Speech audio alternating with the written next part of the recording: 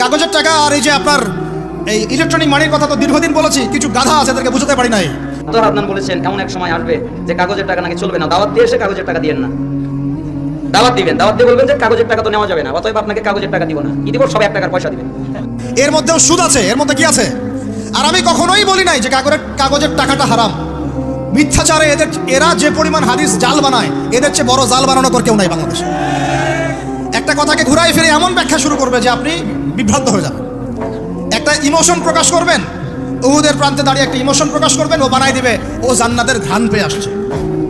আপনি বলবেন যে কাগজের টাকা নয়, মনিটরি সিস্টেমটা হারাম, ও বানাই দিবে ও বলেছে কাগজের টাকা হারাম। আপনি বলবেন যে আপনার যদি গান শুনতেই হয় তাহলে একা একা শোনেন, আমাকে শোনাচ্ছেন কেন? ও বানাই দিবে ও গান একা শোনা জায়েজ বানাই দিছে। এর এত খবিস, এত খান্নাস, এদের চরিত্রটা চিনতে পারতাম না আমরা যদি গাজাই শোনা আসতো। আল্লাহর কসম আমিও কিছু কিছু জায়গায় এদেরকে কোনো কোনো ক্ষেত্রে ভালো মনে করতাম। আল্লাহর কসম গাজাই শোনা আসলে আমি বুঝতে পারতাম না এদের ভিতরে কত মুনাফিকি আছে। আল্লাহ পাক আমাদেরকে মুনাফিকদের থেকে হেফাজত করেন, মাজলুম ভাইদের সাথে থাকার তৌফিক দান করেন, জালেমদের পক্ষপাতিত্ব করা থেকে আল্লাহ হেফাজত করেন।